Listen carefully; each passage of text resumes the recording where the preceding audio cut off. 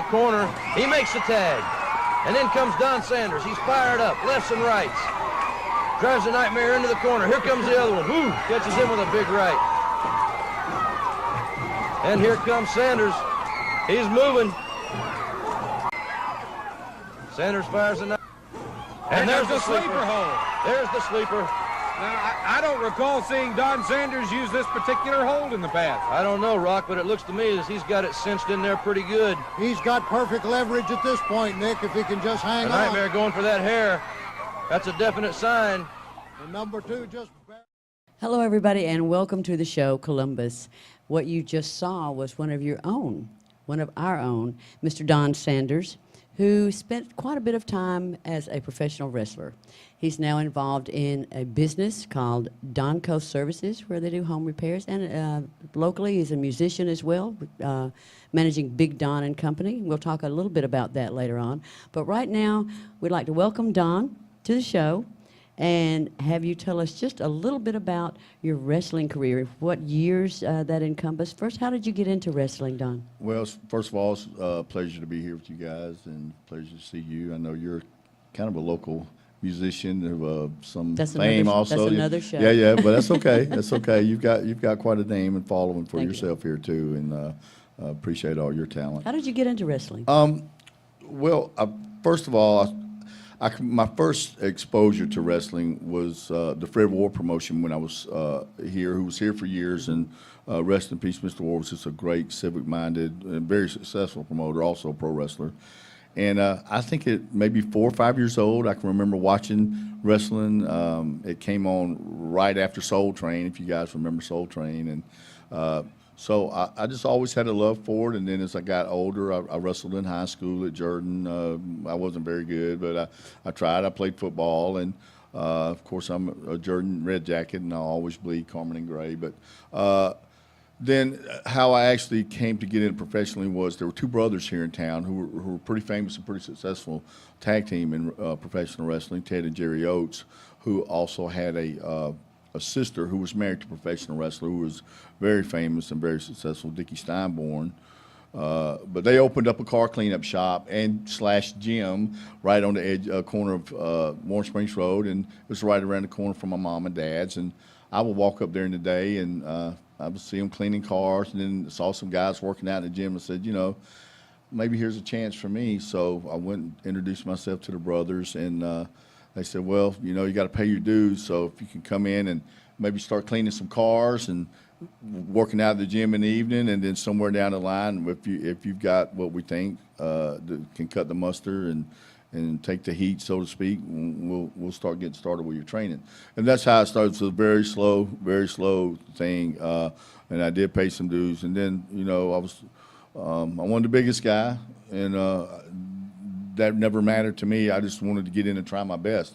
And I did. The brothers trained me, and then they sent me out to Louisiana. Jerry did, and he had been a big star for Bill Watts' promotion out in Mid-South and Louisiana and Oklahoma. And, I went with a group of guys out there, and they fed us to the animals out there, man. There were some big guys out there. There was Steve, Dr. Dev Williams, All-American, also NCAA All-American in wrestling and football. What doesn't kill you make you stronger. And I'm going to tell you, well, you know, it isn't just the in-ring, what you get done. Sometimes you got, like that trip was 600 miles. So that was the first thing. Really, one of the most subtle parts of your wrestling training, especially back then, was to travel. So I started traveling with the brothers, to go back a little bit. Before I even had my first match, I started traveling with them, making the towns in Georgia and Alabama and some in Tennessee, Chattanooga. Because, you know, and I would tell a lot of guys this today, training, if you're not up for the travel, it is not for you, because that's exactly what it is. I mean, you travel sometime 8 hours. So did you like do behind the scenes work, kind of as a roadie would be in a band? Or Yeah, what? you know, something like when I would go to the towns, they'd say, you need to go out there and help them with that ring and set that ring up so you learn. So I kind of got a thing. Then I carried ring jackets sometimes at the towns. But a lot of times I did the driving, you know, because they were tired. And the young guy does the driving. So I would drive. That was really a part of the training was, can you handle the miles? You drive 200 miles. So if you're a young guy, then you end up doing the grunt work. Oh, absolutely. So, but it's good because it gives you an education as far as first they check your attitude to see, because if you go, I don't want to do that, or I'm beneath, that's beneath me, they know right then you're not going to be a part of that fraternity. So I never said no. I was like always eager. Yeah, I want to learn how to ring and set up, what makes it work, what are the components. That's a part of your craft. Just like I think not every musician has to be a great sound person, but you should at least know some of the intricacies of how the sound works, when you need more gain, when you have feedback, when you need to move your mics. And I mean, you have some sense of that. Well, from the onset, once you got past the car repair place, gym, and you began to travel, from that point until the day you decided that you were going to end that career, how many years were you involved in wrestling? I probably went, I would say, full-time around 86, 85, 86, and I was pretty active through probably 91 or 92. I did a stint in Japan, and I did a couple of trips to Japan. I did a stint in Puerto Rico for a while, but mostly worked around the Southeast, and it was a lot of fun because you would see the same people in the same places and same fans. And you develop a camaraderie with the fellow wrestlers? Oh, absolutely, absolutely. And I mean, it's like I tell people like this, when it says, is wrestling real or not real, or how do you guys get along? Well, it's just like football players and race car drivers. I mean, you leave all that stuff in the arena, and there's some animosity, and there is, some things that happen that are pretty wild, but when the football players and basketball and baseball, they see each other in restaurants, they don't attack each other. That's not, for one thing, you're not getting paid there to do that. Another thing, you're going to probably wind up some law charges with the law, trouble with the law. So, but it's a rough sport. It's a violent sport. It's, football's a violent sport. Hockey's a violent sport. It's intense. It's intense. It's okay. intense. We saw the little clip at the very beginning of the show, and Don Sanders was in that clip. And you told me that you were about 25 years old at that time. That was back in about 1988. Now, I have a question for you. Obviously, you were in really great shape then. You moved fast, and you were really intense. Didn't we all when we were young? We're not going to go there. If I was smaller like him in a ring with a lot of those big guys, I'd be moving fast. Yeah, you got to that's how you stay. That's how you live longer, because you stay in good cardio shape. You stay on the run most of the time. What do you do out of the ring that enables you to have that ability to keep in shape? What sort of things did you have to do? I did a lot of cardio work back then, like a stair climber. I mean, I could do, at one time, I was just on that stair climber an hour and 30 minutes a day, and it was no problem. Ric Flair isn't one of the most successful wrestlers ever. That was his big cardio exercise, was being on stair climbing. He could do a Stairmaster like all day long, never tire out, just keep going until somebody said, you got to get off. I need to quit. But absolutely. Who was that, Flair? Yeah, Flair's a big proponent of that thing. Yes, stair climber. I go up one flight of stairs and I'm winded for about 30 minutes. You and me both. Yeah. Well, listen, and I'll put a little more perspective on it. Now, imagine carrying yourself that long. Then imagine a 250, 300-pound guy on your back and trying to move around. I mean, that's when it really gets tricky. Yeah, and I remember back in well, I don't say back in the day, but back in the 80s, 70s, 80s, when Flair was really big. Yeah. He was on NWA, I believe, right to begin with. Yeah. And that's before they became WCW. Right. But Flair used to. Well, Flair and the Four Horsemen at that time. Yeah. But that's when matches used to go like an hour. Oh yeah. It was just amazing. Yeah, it was, and I mean, just the athleticism that goes along with wrestling and tumbling and whatever you want to think it is. That's an athletic endeavor for an hour, especially when you're sitting there and you're swapping holds with a bigger 300-pound guy. Flair was just. Excuse me, Flair is just an anomaly. He's just like a mega super freak of nature athlete. Flair could go all night long. But there were some other guys even before that could do that, like Jack Briscoe, who was also NCAA heavyweight wrestling champion at like 200 pounds. He was another guy that was just unbelievable athlete and could just go all night. But there were some big guys that people didn't need to sell short that could go that long, like Joe Hamilton, who was this great guy. He was one of the assassins here. But Joe was a big guy, 250, 260, even higher. Hour never bothered him. He could just keep on going, strong as an ox. Never was a big gym like bodybuilder working, but Joe could grab you by the arm and just yank you to the ground. That's scary to me. Yeah, That's really scary. A lot of guys don't get undersold too. Like Danny Hodge was another great American wrestler who went to the Olympics for boxing and wrestling and medaled. And he was also the world's junior heavyweight champion. And the guys, you know, there's some old stories about him getting in the ring with guys, and just within 2 or 3 minutes, they'd bail out of the ring. I don't want any more of that. You know, Danny, he had a grip. I don't know if you ever saw it on Mr. Ward's on Columbus Championship Wrestling. He could take a pair of pliers. You could buy them from Ace Hardware. Take a pair of pliers, put them in his hands, and bust the pin out of the middle to squeeze in the pliers with his raw I strength. don't even want to think about that. Yeah, And before I forget, for those of you who have been hearing this voice in the background and who don't know already, Tim Childry is our executive producer, director, and all of those I other stay in the wonderful things. background. You hear his voice, but he won't let you see his face very often. But he's got all these wires and microphones and cables and speakers and computers and all of these things that make it work. One of these days, I'm going to get him to show you everything that He's makes the it work back there. unsung, unseen hero Absolutely. of the show. Okay, and it's now, going to stay that way. now you said that you were married. You have a daughter. You're very do. proud of your daughter. Oh, absolutely. And the question that you touched on a minute ago that I was going to ask you, we don't want to hear the gory details now because Right. I can't handle it. But I do want to know. We're not talking childbirth, are we? No, heavens no. Okay, please. But wrestling is a very intense sport and is sometimes a very brutal sport. Absolutely. And I know that a lot of it is theatrical. However, Sure. the big question on everybody's mind is it real? And from what perspective is it real? In the context of, like, how do you define what's real? Yeah, the move's real, the bumps are real, the falling down is real, the punches are, I mean, believe me, they lay them in there when they throw those punches. And a lot of times you're not trying to hit a guy in the face, or you're not. I try to equate it like maybe with football, because this is kind of a violent sport too. There's a lot of contact and collision and all. But, you know, even then, you just don't go in there and try to chop a guy's knees off and put Right. him out of the game of football. Or you don't try to break his neck or stomp on him. I mean, some things you can be rough and violent without going that far. Now, MMA is another sport that's kind of like maybe what pro wrestling morphed into, except the big difference with that, to me, is that, of course, there's a lot of guys in pro wrestling that could easily walk in, and they do cross over into that.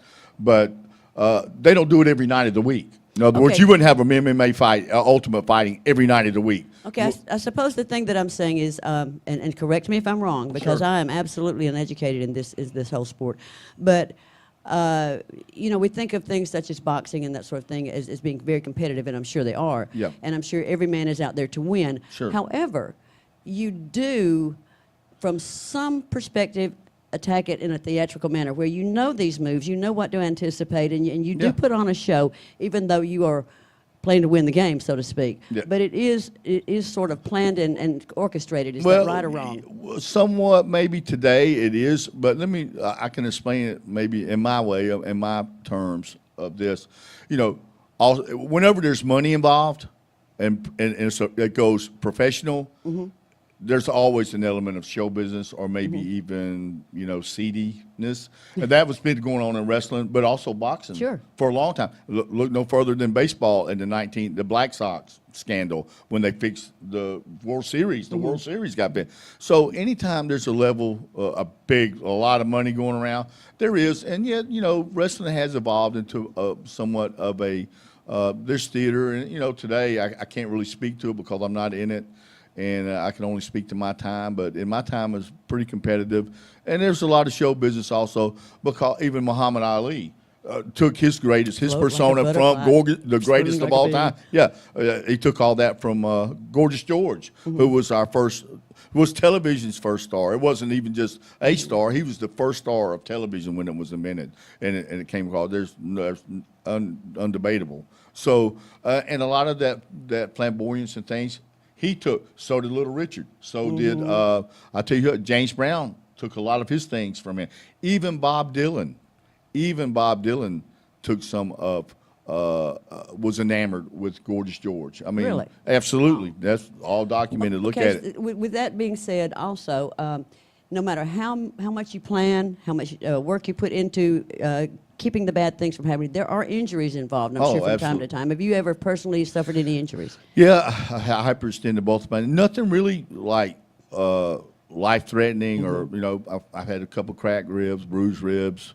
That's pretty normal. Of course, my eyes have been dotted. Oh, my You know, God. busted lips, nose is broke twice, but not severely. You know, and some of it was maybe on purpose, but some of it was just accident. Things happen. Yeah.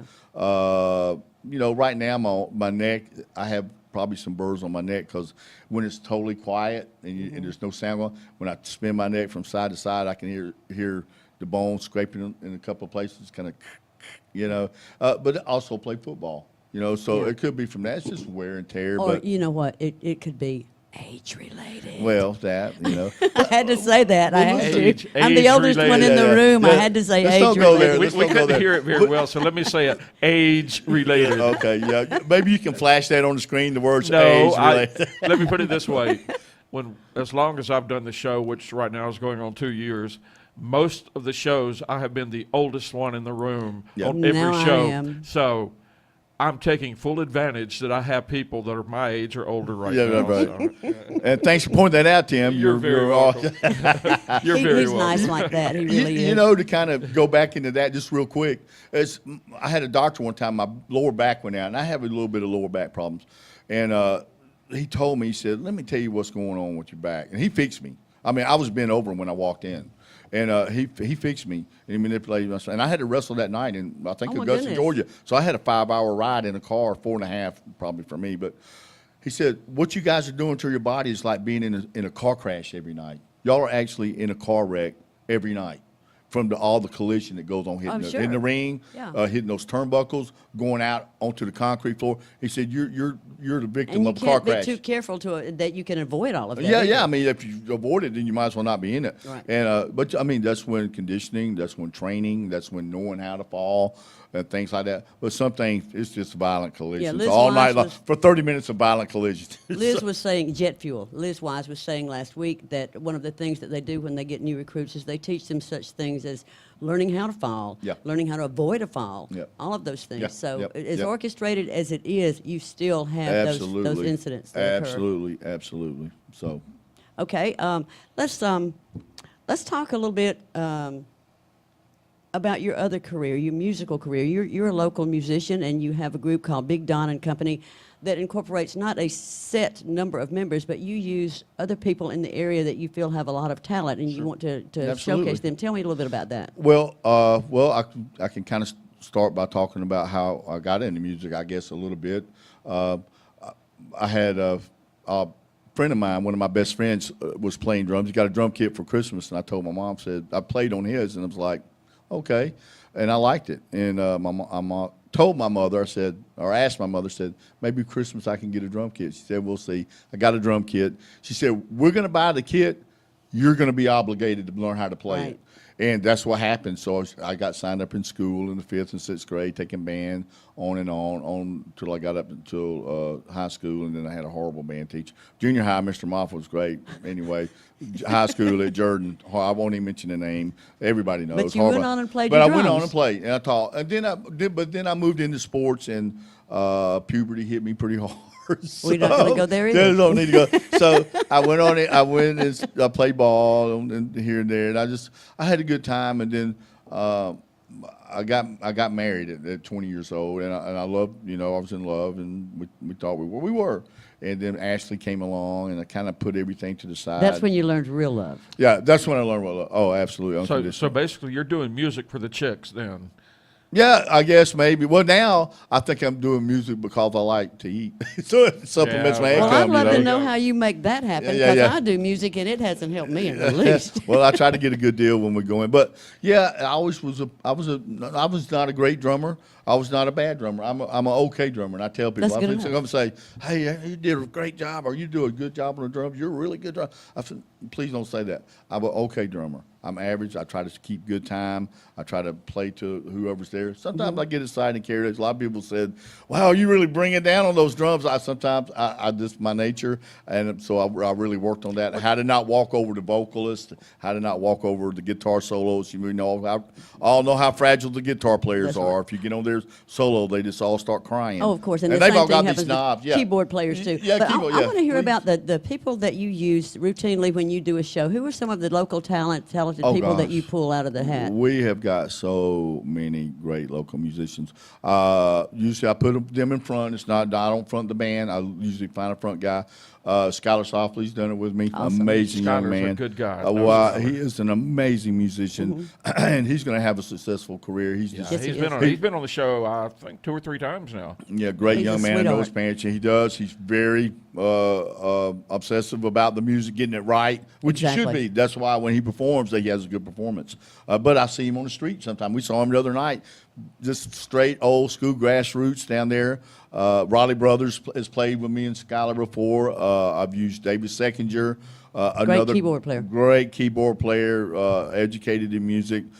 Stan Edwards, Stan and I we're good friends, and Stan is a great front man too. Robert Earl Lowry on the bass, and Robert Earl's a great bass player. I mean, we just have great musicians. The last renditions of Big Don and Company was with Gary Palmer, like Gary. Jose Castellano, Jose's just a a legend, character. Columbus legend as far as music. Yes, he is. He is a great guitar player too. And he plays bass, and he plays drums, Yeah. he plays guitar. And ask him about throwing drumsticks at sunburned legs and what can almost happen.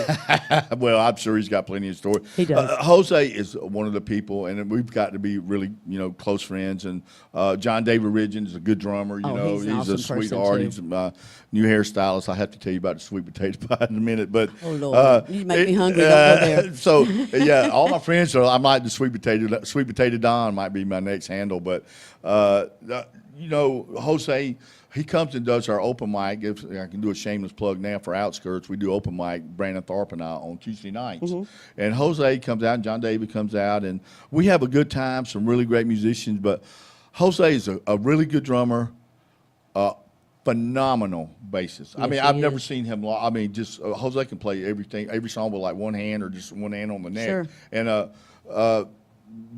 he started He's playing a acoustic. fantastic sound man, too. Oh yeah, The best one of the best. Yeah, everybody knows the call for sound. But he started playing acoustic guitar the other night, and I was like, "Huh? Mm-hmm. What? Great!" I mean, Fanny said, "Just follow me. Just follow Yeah, me." yeah, yeah. And I followed. And I was playing songs I've never played before. We were just riding on. So Jose and I kind of have a kindredship connection when we're on stage. I feel that way. He may feel different, but it's just great. I'm always play good music with Jose. I've never had and Gary Palmer too. Gary's a little wild child now. Gary's a little wilder, but Gary is just another guy, phenomenal. He knows just a vast What- a dictionary of songs. I mean, he's got all the songbook. Well, what kind of song list do you have? What types of music do you play? What genres do you cover? We cover 60s, 70s, 80s. I'm working on a project now that's going to be 90s. That's going to be like, I was on one of the websites, and I'm not going to digress too much on Tim's like, oh, here we go. But I'm not going to. But I was trying to keep in tune with what people are doing now, what's selling as far as cover bands. Right, right. And Cover bands, just not current music. yeah, that's right. Oh, okay. Well, You're going to have a really problem with current music, okay? Well, here's where I'm going with it. They said who we're having a good time with now is think about it. 25 years ago, what was popular? Well, the 90s. Those people now that like 90s music who were young then are now the middle-agers now. And they are the ones that you're playing to because they've got jobs, careers, money. And that's the music that we're selling a lot of now. It's 90s. And I mean, not just the grunge, but there's a lot of it was the Seattle sound. Seattle sound hit people pretty hard from the 90s on. Well, you hear a lot of cover tunes being done these days. It amazes me to actually, and once in a while I'll flip on, usually it's on talk radio, but I'll flip over to a station and you hear so many tunes that these kids are, oh, this is a great song, was probably done back in the 60s and Yeah. 70s. Yeah. And it's been revived. What's old is new again, right? And they brought it back around. But Do you know that my great-granddaughter said the other day, and it made me feel my age. She said, we were in town, and we saw the most gorgeous old car. It was really cool. It was so old. I said, really? And she said, yeah, it was probably in the 90s. oh, Wow. punch in the gut, punch in the gut. Yeah, punch in the gut. That's but so what? The 90s. Well, I don't even remember what car was. I remember the Ford Escorts coming around then. I remember that was a 90s car. I have no idea. I'm still back in the age 80s, of 57 okay, Chevys and 61 Corvettes Oh, and that they're kind never. of thing. Yeah, but they know? never go out. Beauty never goes out of style. And those Well, cars I are hope it's the beautiful. same with music because, so you do this wide variety of genres, musical styles, Yep. the decades of music. CCRs always never goes away. Here's what I found in this area. You tell me, because you got a lot more experience. Than CCR never goes out of style. Skinner never goes out of style. Charlie Daniels never goes out of style. I don't really do a lot of Beatles tunes. We do we do come together, which I like. That's probably the You know, only the song. Beatles covered other artists from They the did. 50s. You I know, so like- we can cover the Beatles and be having a whole bunch of things. I like come I like play. some Dylan stuff. I like to cover some Stone stuff. But now, as I'm moving ahead, we're going to really do some more edgy stuff. Like we're going to do Stone Temple Pilots. We're going to do Pearl Jam covers. Do you Commander Cody? I remember Commander Cody. There yeah. you go. Yeah, I remember. We're gonna do some Alice in Chains, which is one of my favorite bands. I like. We're gonna do Soundgarden. We're gonna do some, maybe even try Candlebox. They didn't have a lot of great tunes, but it has some good tunes. Well, tell me where you're going to be playing and when, if you have any upcoming bookings. Well, I've already got the owner, Jay Patel, up at Outskirts said, I want to be the first guy when you do this set list. I want to be the first. So our first booking will be here. I haven't really been. We've still got a lot more rehearsal. Now, Skylar Softly and I do share something alike. And I like a lot of the blues that he plays. Now, he's sort of grassroots blues player. So is Joshua. I got to give Joshua Reynolds a plug. Joshua is a good guitar player. Josh is kind of laid back more, but Josh gets around and plays. And there's another guy that he played open the mic the other night at Outskirts. That's every Tuesday night at 8:30. Everybody. So you play every Tuesday at 8:30 at Outskirts. yes, Where else absolutely. do you play and what do you have? So we- people well- will know where to go and when to find you there. Well, one thing, I've got a Facebook page, Big Don and Company Facebook page, and that'll do upcoming events and upcoming bookings. I played at so far we've played at the Tavern, Outskirts. I played at Legends, Jimmy Gold and them out there. We've had a good time out there. I played at the Docks up at the backwater. So you'll be posting your tour dates or your booking Yeah. dates on your Big Don and Company Facebook page. Yeah, correct? and something else I like to say too. I've also played weddings and parties, and I love to play those because they're interactive with everybody. And I'm kind of a wild and crazy guy, whatever I am. But and I like to interact with the people and have a good time, and that's what it's all about. What we were talking before the show's like, I wish the bands that play out would realize. We're not there trying to win a Grammy or get Tony Awards or a VMA go. Awards. We're there to entertain the people so much more that than are music. there. There's so much more to it. It's interacting with the crowd, having fun, playing fun selections, that the crowd can maybe sing along with. That we are the entertainment, not just about the music. We are the entertainment for the night. That's why the song YMCA will never get old. Neither will what is it, Hank? Why do you drink? Why, those things. Everybody's playing Wagon Wheel. And I saw on a Facebook thing the other day, they were all down on Mustang Sally. Well, goodness gracious. If the owner says you're going to, and the crowd says you want to play Mustang Sally, you're going to play Mustang Sally because it's a fun song. You don't have to build the whole night around it. I bet you don't like Wipeout either, do you? I play Henry Conley always makes me play Well, Wipeout. it's kind of like here. Alicia and I have been talking, and if a sponsor calls me and says, "Hey, you may not want this on the show," the people that usually pay you are the people that are in charge. That's just right. That's how capitalism works. That's life. I don't like to play Sweet Home Alabama because that's a really tough keyboard part. But if they're going to pay me to play it, shoot, Lisa, here's a funny story. Real quick about a local, and I know you know her, Marcia Short. I do. Marcia's a phenomenal singer, and she's a good drummer too. But I played at LB some, and we were out there watching them one night. So just for the fun of it, and I do this at every show when I go to see Marcia, or Philly Blues, and which are their two groups. Stan, they're great. I always yell out "Freebird," and Marcia's without hesitation. Marcia comes back, $300. So that's my go-to. When somebody in the crowd goes Freebird, and it's going to happen about 12 o'clock, somebody's going to hold up a lighter and go free, and I'm going to go $300, and I stole That's that from right. you, Marcia, and thanks a lot. That's right. And you can always say, if you think- would like to hear this song, just write that on the back of a $20 bill, and if we get enough of them, we'll play it I for think you. every musician that's come through here has always said that it's going to take big money for them to play Freebird. Yeah, it's a tough song to play. I can play it. It has nothing to do Stairway with a to tough Heaven song. or It's- anything. Yeah. Stairway to Heaven, Freebird. I love, and don't get me wrong, I love the song. When it comes on the radio, I turn it up. I hear don't. music- I don't. And I cannot stand that. I was drunk the day my mom I got love out of David prison. Danico. I love David Danico. I love David. Now he's But if got they some want me to edgy. play it, I'll play it. Yeah. So that's what I'm saying. That's another thing. Like when I'm doing set lists, it's not just the songs I like to play, but it's songs that I think are going to resonate with the That's audience. exactly right. You know what I mean? exactly right. And I don't want to be known because if you play too many of one artist songs, then they're going to start accusing you of being a tribute band, you know? So that's why I said I got some artists I like, but I'm trying to figure out songs that were top 40 songs, say from 91 to 95, 96, 97. And I'm figuring those songs that were really resonated with people. Also, some songs that were from music soundtracks were good songs.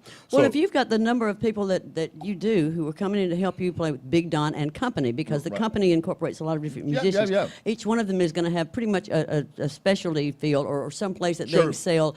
And if you play into all of that, you're going to have a variety, a real variety. Absolutely. Well, let me tell you, when I play with Stan, I know we're going to get some Allman Brothers because That's Stan is a great Allman, and I love the and if you're in Georgia and you don't love the Allman Brothers, I don't understand what's going on with you. But But they're good dance songs, too. and they're good dance. But I mean, Stan and I sometimes we've had some magical nights on stage with him playing that because it's really challenging as a drummer because the Allman Brothers always use two drummers. So you got to try to morph two drum parts into one drum. 'Cause I we bet don't that's have two drum. tough. That gets tough. So, but Stan and I just usually find a way to get around. Robert Earl's a great bass player. You know, Tim's brother Mike is a really good bass player too, Mike Childry. And I played with Mike and Tim O'Brien Project, sat in with those guys before too.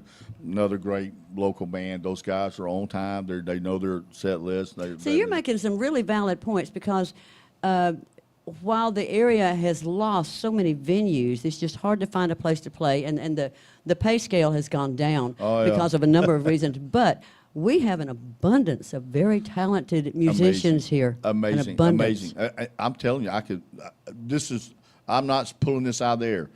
You could put these musicians here up against any of the musicians Well, of that are playing in course. Nashville or on 6th Street in Austin, Of course. Texas, or in Memphis or Kansas City, Chicago. I mean, we have some really great homegrown musicians.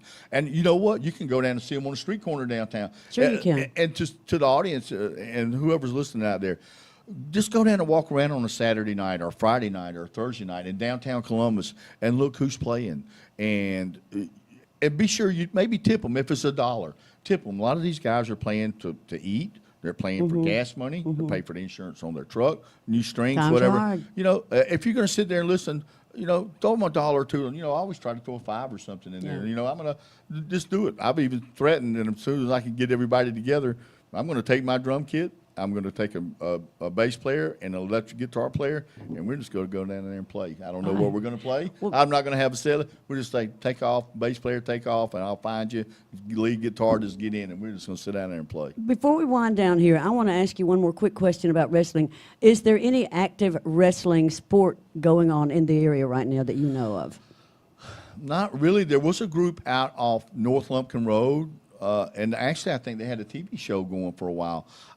They were here for a while, but I really don't know of one actively going on. Jerry Oates and his son Bo had a really a good deal going on out on Milton Road for a while. They were bringing in some big stars. You know, Dusty Rhodes came. Of course, Dusty's gone now. Rest in peace, Dusty. And Midnight Express. There were some big guys coming, but that's But no currently, longer we happening. don't have I just anybody active. I don't know. Now, I'm not talking about high school or college wrestling, Yeah. of course. I'm talking about the Professional wrestling. There yeah. you go. I don't think that I'm not sure. I'm not sure, but I do know there was a group off North Lumpkin Road that had a television show, and I don't know if they're still doing it. But before we get out, can I plug Donco Home Services? Well, I was just about to get into Okay. that. I was going to say, I've got two things I want to do before I get out of here, and I'll save the one that we talked about earlier for last. But I wanted to say that if any of you need home repairs, any kind of construction work or fences or anything like that, you get in touch with Don Sanders here, and he has Donco Services, which is a home repair. Is it? It's on Facebook. It's on We have a Facebook. On Absolutely. Facebook, It's a and Facebook so page. what would be the current address that we would go to that? I know it's www.facebook.com/services. Donco, DONCO Services.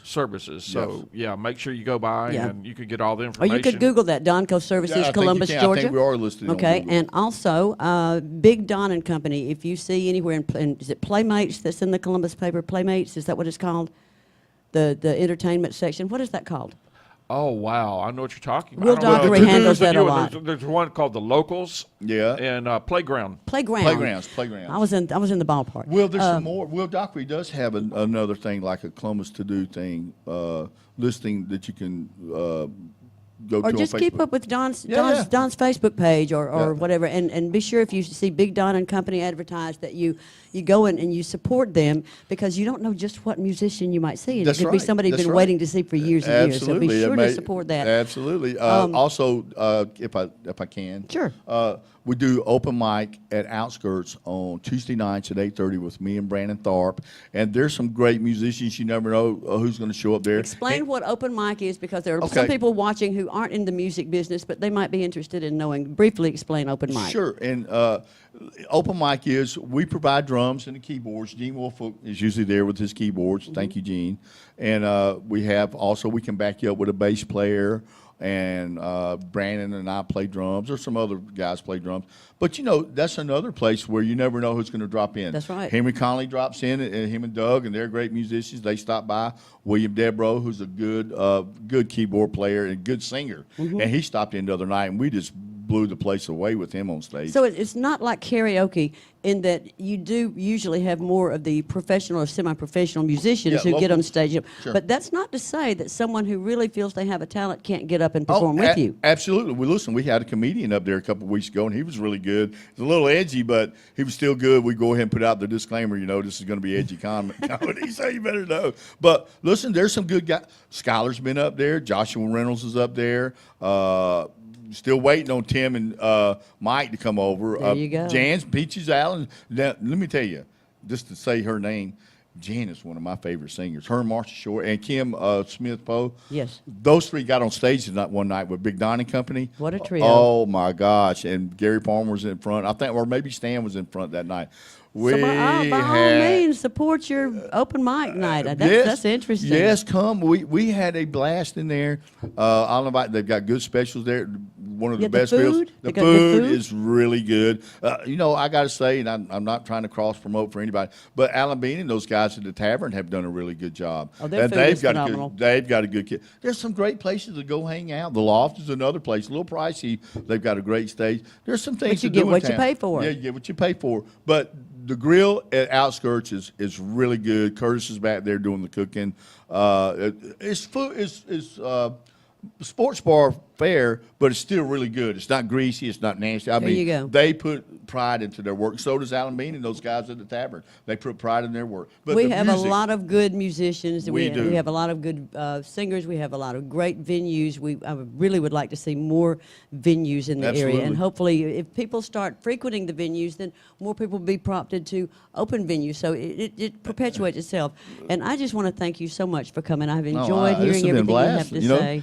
this is my forte, running my mouth is whatever. I said, I would have you need never to get known. your own radio show. You really can talk. I was like, yeah, well, I'm going to run out of talk. We can't talk about me. I'm not that interesting. Well, but I anything thank you else? so much. And before we go, I know that everyone has known in the last few days about the passing of Reverend Billy Graham, who was a wonderful, great wonderful man. person. Great man. Regardless of your ideas on religion or anything associated with religion, he stood for what was right, and he was a very kind and a very generous man, a very self-controlled man, and he was just a very humble and cared about people. He was almost 100 years old, not quite, and we just lost him. He was a great American. influence Great on American. a lot of people, and was a great American. So I'd like to close out today's show by first inviting you to watch for us every weekend, every Saturday, and then we will keep on the Show-Columbus Facebook page, keep you abreast of when it will be viewed and how you might have a link to go to that site.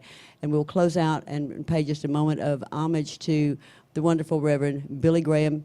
See you next week, everybody. Thank you for joining us. Give me my Guys, pageant thanks a lot. wave. You have a great weekend.